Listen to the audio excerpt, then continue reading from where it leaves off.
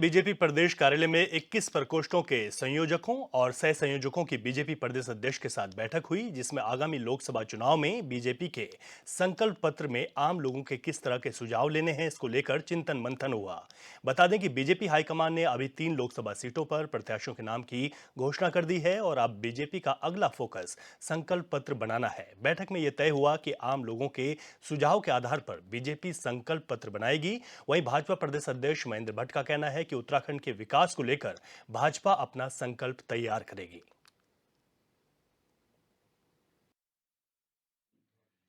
आज की प्रकोष्ठों वाली प्रदेश की बैठक है। प्रकोष्ठों का गठन हमारा जिला स्तर पर हो चुका है।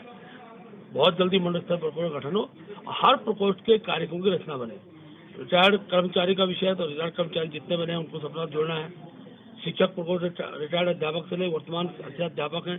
जो जुड़ सकते हैं राजनीतिक क्षेत्र में, उनको अपने साथ जोड़ना है। व्यवसायिक क्षेत्र में अनेकों गतिविधियों के लोग हैं,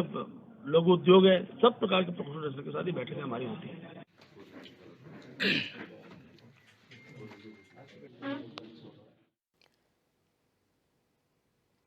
और इसी खबर को कुछ और डिटेल में समझ लेते हैं। हमारे ब्यूरो चीफ रोहित विक्रम सिंह हमारे साथ लाइव जुड़ गए हैं। रोहित, जो संकल्प पत्र को तैयार करने की बात हो रही है, ये भी समझाइए कि संकल्प पत्र लोकसभा चुनाव से ठीक पहले जिस तरीके से बैठक हुई है कितना महत्वपूर्ण हो जाता है, और आम जनता के सुझावों को लेकर भाजपा संकल्प तैयार करेगी, इसका कितना महत्व रहेगा? देखिए रवि, संकल्प पत्र जो चुनावी मैनिफेस्टो होता है भारतीय जनता पार्टी का, उस पर भारतीय जनता पार्टी बहुत काम करती है। आपको याद होगा रवि, 2022 का जब विधानसभा चुनाव हो रहा था तो विधानसभा चुनाव के दृष्टिगत विजय संकल्प यात्रा गढ़वाल मंडल से और कुमाऊं मंडल से अलग अलग निकाली गई थी, और जिसमें सुझाव पेटिकाएं लगी हुई थी। और गढ़वाल मंडल के लिए हरिद्वार से विजय संकल्प यात्रा की शुरुआत हुई थी, जिसे बीजेपी राष्ट्रीय अध्यक्ष जेपी नड्डा ने हरी झंडी दिखाई थी, और कुमाऊं से रक्षा मंत्री राजनाथ सिंह और केंद्रीय मंत्री अनुराग ठाकुर ने हरी झंडी दिखाकर इन रथों को रवाना किया था। लाखों की संख्या में जनता के सुझाव प्राप्त हुए थे कि किस प्रकार का दृष्टिपत्र वो चाहते हैं, और उसी जनता की भावनाओं के अनुरूप ही भारतीय जनता पार्टी ने अपना चुनावी मैनिफेस्टो 2022 का यानी कि दृष्टिपत्र तैयार किया था। और उस दृष्टिपत्र को तैयार करने के बाद जो बातें कही गई थी उस पर जनता ने आशीर्वाद दिया। दोबारा एक मिथ टूटा, भारतीय जनता पार्टी की प्रदेश सरकार बनी। और बहुत रोचक बात यह है कि रवि, जब सरकार अस्तित्व में आई, जब पहली मंत्रिमंडल की बैठक हुई विधानसभा के भीतर जी, तो उसमें भारतीय जनता पार्टी के उस समय के तत्कालीन प्रदेश अध्यक्ष मदन कौशिक और संगठन महामंत्री अजय कुमार, ये लोग पहुंचे हुए थे, और मुख्यमंत्री और सभी मंत्रियों को दृष्टिपत्र सौंपा गया था और 100 दिन के एजेंडे के तहत काम करने को कहा गया। पिछली सरकार, पिछला कार्यकाल की अगर बात करें तो उस दौरान भी चरणबद्ध तरीके से जनता के कार्यों को पूरा करने के लिए कार्य किया जा रहा था। लेकिन इस बार जब से धामी 2.0 की सरकार बनी है, दोबारा सीएम बने हैं पुष्कर सिंह धामी, उसके बाद से लगातार 100 दिन के एजेंडे के तहत काम हो रहा है। 100 दिन का एजेंडा भारतीय जनता पार्टी की प्रदेश सरकार प्रदेश संगठन को सौंपती है और प्रदेश संगठन हाईकमान तक प्रेषित करता है। ये बताया जाता है कितने वायदे जो जनता से किए गए थे, जितने वायदे किए गए थे उनमें से कितने वायदों को पूरा किया जा रहा है और कितने वायदों पर अभी भी काम करना है। उसी के आधार पर इस बार जो है ये संकल्प पत्र, चूँकि ये देशव्यापी भारतीय जनता पार्टी का एक चुनावी मैनिफेस्टो होगा, इस लिहाज से उत्तराखंड में भी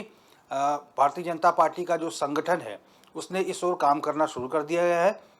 और उसके साथ ही जो 21 प्रकोष्ठ हैं भारतीय जनता पार्टी के, इन प्रकोष्ठों को, चाहे वो व्यापारी वर्ग का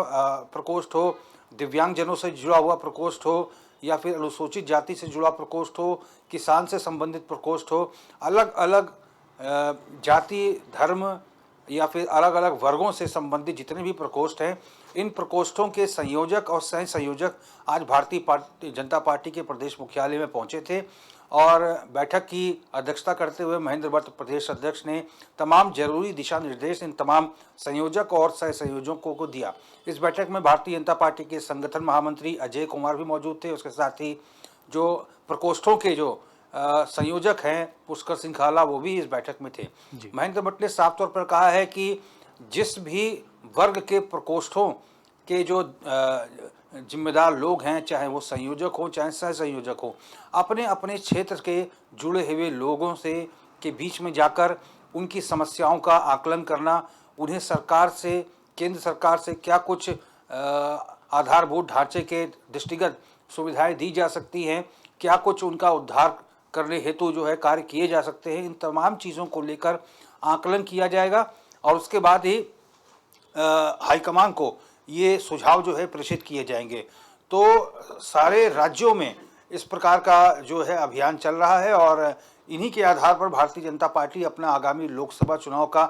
दृष्टिपत्र तैयार करेगी और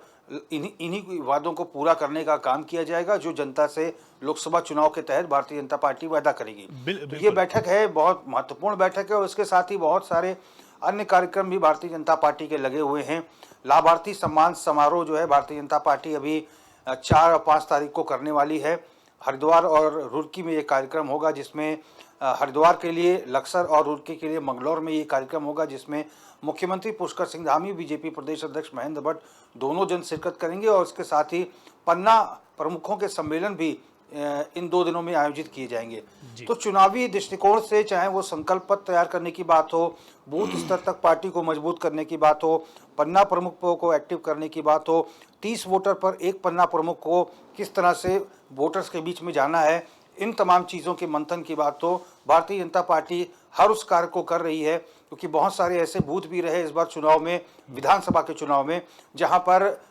विपक्षी दलों का खाता ही नहीं खुला। भारतीय जनता पार्टी को थम्पिंग मेजॉरिटी के साथ वोट मिले जनता के, उसी लिहाज से भारतीय जनता पार्टी इस बार चुनाव में काम करेगी। और जो उपचुनाव चंपावत का हुआ था विधानसभा का, मुख्यमंत्री पुष्कर सिंह धामी बीजेपी कैंडिडेट थे, उस चुनाव में भी बहुत सारे ऐसे बूथ थे जहां पर विपक्षी दलों का खाता भी नहीं खुला था और भारतीय जनता पार्टी हजारों वोट से जनता का उनको आशीर्वाद मिला था। बिल्कुल। तो अच्छा, यही तमाम चीजें रहेंगी। रोहित, जिस तरीके से संकल्प पत्र को लेकर बात हो रही है, तो ऐसे में किस तरीके से इसकी शुरुआत होगी, किन किन लोगों को इसकी महत्वपूर्ण जिम्मेदारियां दी गई हैं, और जैसे आपने पिछली बार का भी जिक्र किया कि केंद्रीय नेताओं यहाँ पर आए थे, उन्होंने गढ़वाल और कुमाऊं से इसकी शुरुआत की थी, तो इस बार किस तरीके से ये आगे के कार्यक्रम की रूपरेखा तैयार की गई है? देखिए, जो भारतीय जनता पार्टी के प्रदेश अध्यक्ष महेंद्र भट्ट हैं, संगठन महामंत्री अजय कुमार, उसके साथ ही जो भारतीय जनता पार्टी के जो प्रकोष्ठ के संयोजक हैं पुष्कर सिंह काला, उनके नेतृत्व में ये बैठक हुई है। और इसके पहले भी भारतीय जनता पार्टी के राष्ट्रीय संगठन महामंत्री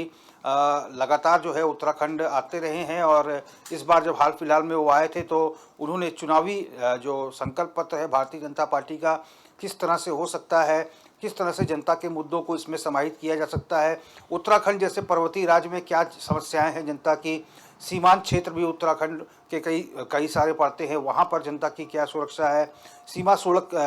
सुरक्षा के लिहाज से भारतीय जनता पार्टी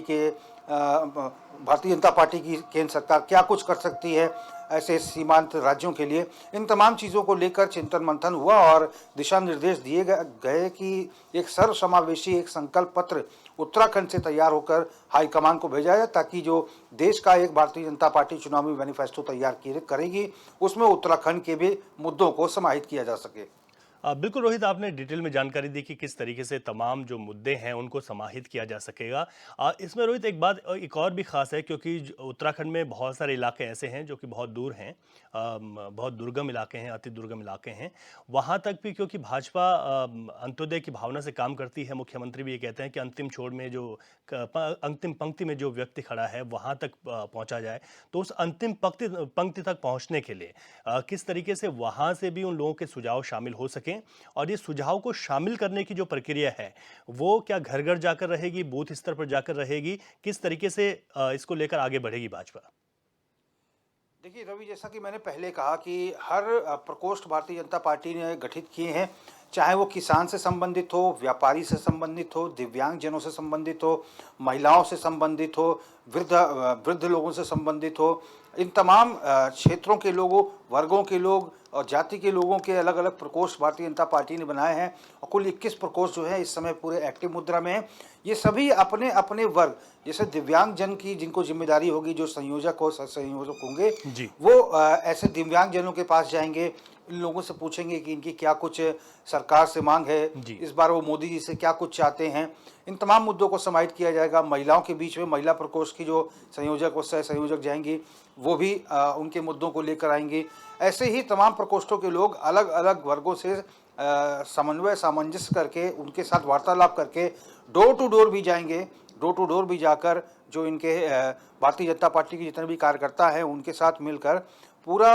एक खाका खींचेंगे, क्या कुछ उसका फीडबैक मिला है, वो तमाम चीज़ें जो है उत्तराखंड के भारतीय जनता पार्टी के प्रदेश संगठन को दिया जाएगा और प्रदेश संगठन उत्तराखंड का जो संकल्प पत्र है ये हाईकमान को देगा, जिसमें जो पूरे देश के लिए संकल्प पत्र भारतीय जनता पार्टी लोकसभा चुनाव के दृष्टिगत तैयार करेगी उसमें इन मुद्दों को भी समाहित किया जाएगा। बिल्कुल, बहुत बहुत शुक्रिया रोहित तमाम जानकारी के लिए। तो सीधे तौर पर संकल्प पत्र को लेकर अब भाजपा ने आगे कदम बढ़ा दिया है, बैठक हो गई है और जिम्मेदारियां भी तय हो गई।